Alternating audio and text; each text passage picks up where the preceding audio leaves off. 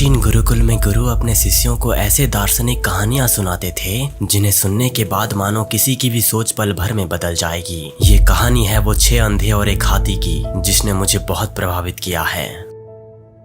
एक बार की बात है, 6 अंधे आदमी थे जिन्होंने हाथियों के बारे में सुना तो था, लेकिन उन्हें कभी महसूस नहीं किया था। एक दिन उन्हें बताया गया कि हाथी शहर में आए हैं और वो 6 अंधे आदमी ये खबर सुनकर बहुत उत्साहित हो गए थे कि वो जीवन में पहली बार किसी हाथी का अनुभव करेंगे। जैसे ही वो हाथी के पास पहुँचे, उन्होंने उसके अलग अलग हिस्सों को छूना शुरू कर दिया। पहले अंधे आदमी ने हाथी के सूंड को छुआ और कहा कि हाथी सांप की तरह होता है, ये बहुत लंबा और लचीला होता है। दूसरे अंधे आदमी ने हाथी के कान को छुआ और कहा कि नहीं, हाथी पंख की तरह होता है, ये सपाट और पतला होता है। तीसरे अंधे ने हाथी के पैर को छुआ और तर्क दिया, तुम दोनों गलत हो, अरे हाथी एक पेड़ के तने की तरह होता है, ये मोटा और मजबूत होता है। चौथे अंधे ने हाथी के बगल को छुआ और बोला कि हाथी दीवार की तरह होता है, ये बड़ा और मजबूत होता है। पांचवे अंधे ने हाथी के दांत को छूकर कहा कि नहीं, हाथी तो भाले की तरह होता है, ये नुकीला और बहुत नुकीला होता है। फिर छठे अंधे आदमी ने हाथी के पूंछ को छुआ और जोर देकर कहा कि तुम सब गलत समझ रहे हो, अरे हाथी तो रस्सी की तरह होता है, ये पतला और लचीला होता है।